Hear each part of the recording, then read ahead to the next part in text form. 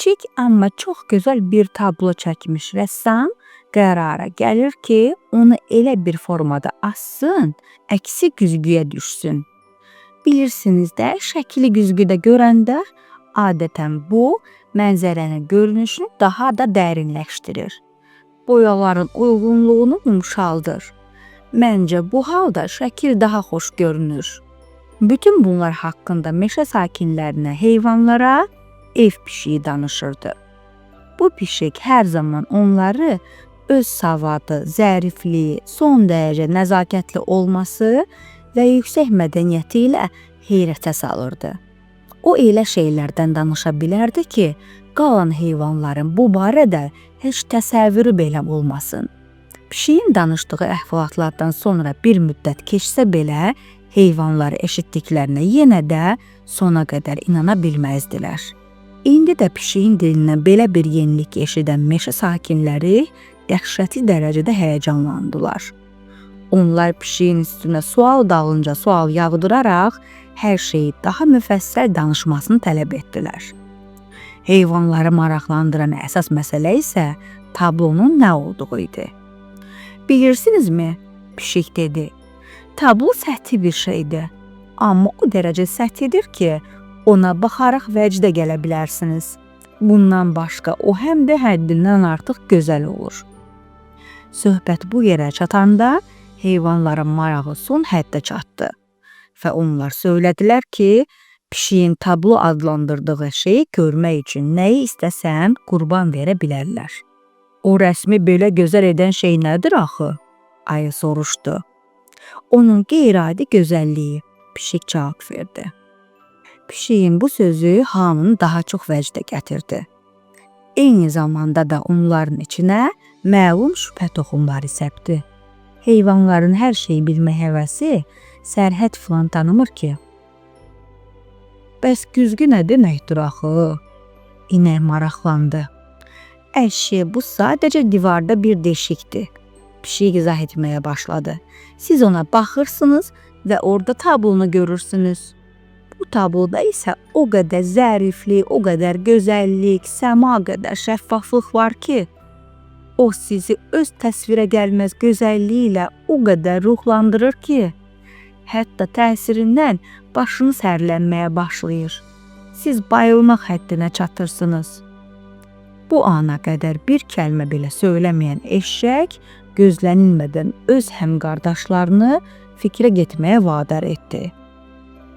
Pişiyin haqqında danışdığı kimi bir gözəllik heç zaman mövcud olmayıbdı. O söylədi və çox güman ki, heç indi də mövcud deyil. Pişiyin belə bir gözəlliyin təsviri üçün bu qədər uzun epitetlərə əl atmasının özü belə çox şübhəlidir. Eşşəyin çıxışının heyvanlara təsir göstərdiyini görmək çətin deyildi.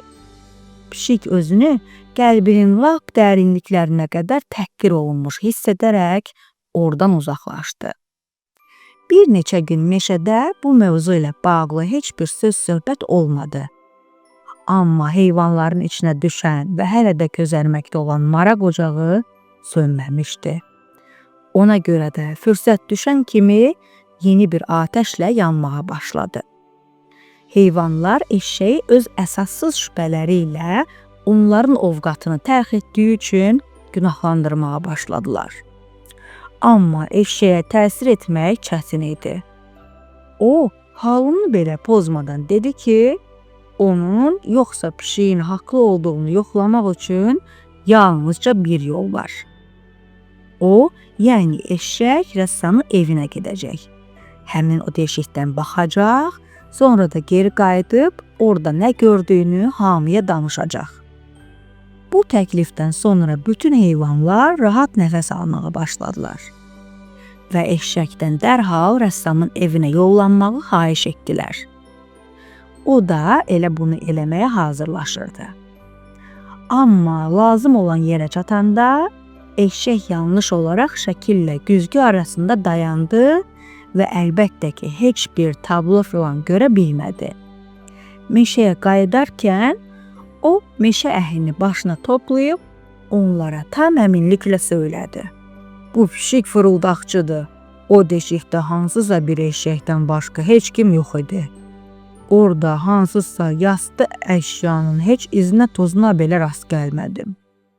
Mənim deşikdən gördüyüm eşək düzdür, kifayət qədər sevimli idi. Amma hər halda sadəcə bir eşək idi, başqa bir şey yox. Sən hər şeyə yaxşı-yaxşı mı baxdın? Fil soruşdu. Yetərincə yaxınına gedə bildinmi? Of Xatxi, heyvanların şahı, mən hər şeyi əməlli başlı gözdən keçirdim. Hətta o deşiyə o qədər yaxına getdim ki, eşəklə burun-buruna dəydim. Bütün bunlar çox qəribədir, fil dedi. Bizim hamımıza məlumdur ki, pişik indiyə qədər həmişə həqiqəti danışıb. Qoy ora yenə də kimsə yollansın. Sən get Balu, get o deşiyə sən də bax. Geri qaydanda gördüklərin haqqında məlumat verərsən. Beləliklə Balu adlı ayı da həmin yerə yollandı. Geri qaydanda heyvanlar onun dilindən bu sözləri eşitdilər. Onların hər ikisi, eşək də, pişik də yalan danışıblar. Bu deşikdə qəribə bir ayı oturubdu. Məsələ ilə bundan ibarətdir. Heyvanların arasında əməlli başlı çaxnaşma düşdü. İndi onların hər biri kimin haqlı olduğunu şəxsən özü dəqiqləşdirmək istəyirdi. Amma fil onları həmin yerə tək-tək göndərirdi. Əvvəlcə inəyi göndərdi. O, həmin deşikdə inəkdən başqa heç nə görmədi. Sonra pələng getdi. O da pələngdən başqa orada heç kimin olmadığını iddia etdi. Sonra bəbir yola düşdü. Bəbirdən başqa heç kimi görmədən də geri döndü. Dəvə isə orada ancaq dəvəni tapdı, başqa heç kimi.